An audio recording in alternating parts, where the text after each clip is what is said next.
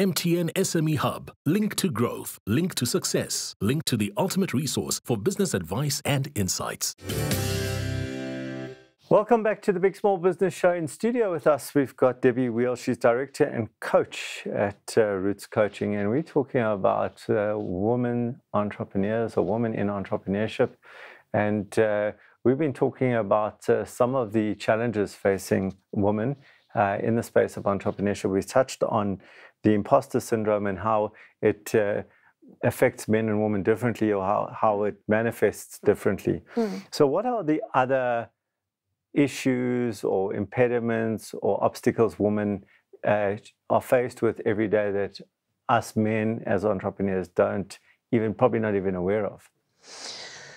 So this is multifaceted. And this is where I am absolutely passionate about conversations changing. Because if you have a look at our social norms, women run whole households. That's the way that it is. So my children have seen the inside of my clients' boardrooms their whole lives since I've been running this business, because if I've needed to fetch a child and take them to the office, they go. And not sure that I've seen many men bring their kids to work, but pre-COVID, it was kind of frowned upon. I did get a couple of questions, why is your child here? But post-COVID, nobody really bats an eyelid. So there's that. You do have a home to run, majority of women. The other thing is, and I'm going to go back to Holly Davidson, the ref, the international ref. When I saw her run into the field, I thought, oh, here we go, all the gender slurs. Yeah. If she makes one call that is just borderline wrong or borderline right, it's because it's a woman. I will never forget growing up in my 20s, I think it was. There was one of the NASA aircraft that went up and it exploded. And I remember my uncle telling this terrible joke about, the last things that they heard at the radio control was, oh, for goodness sake, let the woman drive. So the slurs and the pressure is still there. And it's still to this day. And fortunately, I didn't look for any, but I didn't see any of the gender slurs towards Holly Davidson, etc. But I can tell you right now that in business, I've even been told by another single woman, please stop talking about being a single woman because it's giving us all a bad name. I'm like, no, I'm not going to stop talking about it because it's a reality. And when I need to take extra time or do what I need to do, that's what I need to do. And so I suppose from a woman in a business perspective, there is also the reality of having to build a support system around you, which men don't have to do as much. Absolutely. Yeah. I cannot function without my support network. And that, in running my own business as a woman, that was the first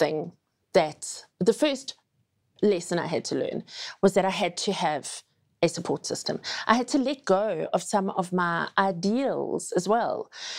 We talk about mum guilt. I'm not always, I'm never the person fetching my children from school because it's the au pair that's doing that. Because I had to do that calculation. If I take my hourly rate and look at fetching children versus charging a client, I have to charge a client. I can't. So I'm paying somebody to fetch my child, which robs me of that opportunity to spend time with my children in the afternoon. So building a support system is incredibly important. I literally have somebody that runs my home. She sends me a list. This is what I'm ordering off Checkers 6060. I get home, it's there. Sometimes I just message her and say, please make sure there's wine at home. And she does it as well. So support systems are really, really important. Whereas, again, I don't necessarily see that with my male counterparts. Let's go to maybe a little bit place we don't want to go, which is sexual harassment, right? So especially as a we all know about sexual harassment in the workplace, but in the entrepreneurial environment, it's slightly different in the sense that I'm now selling to somebody who potentially is a man. And then let's also talk about selling to another woman if there is a difference between the two, and maybe some negative in that as well, Right. woman to woman, because I've heard that there's also an issue there. Yes. Okay. Okay, so let's start with sexual harassment. That is twofold again. I hold women accountable for their own personal brand and what they put out into the market. Yes, you're selling something to somebody, a man, but you still got to portray that personal brand that I mean business, and I'm here for business, and make it, and you've got to have your boundaries in place. So when I'm coaching women, that is something that's very clear. It's the way that you dress, the way that you speak. You don't give an inch in order for a conversation to deviate around and about. If, in fact, the conversation is going in a roundabout fashion, it's about saying no, because the temptation is, oh, but it's just a dinner. I'll just go to dinner. Yeah. It sets a precedence. And from there, you actually start losing your own authority and agency over the conversation that's happening. So let's just go to the other side, selling to a woman. So I'm going to talk about other coaches. So we know that there is a gender bias towards female coaches. Okay? I've yet to find another female coach who is as open with their intellectual property as I am. I cannot. I have not. I have tried to work with the other coaches in the corporates that I work in or whatever. So are you inferring there's more competitiveness? Yes, absolutely. And it's ironic for me because let's look at coaching.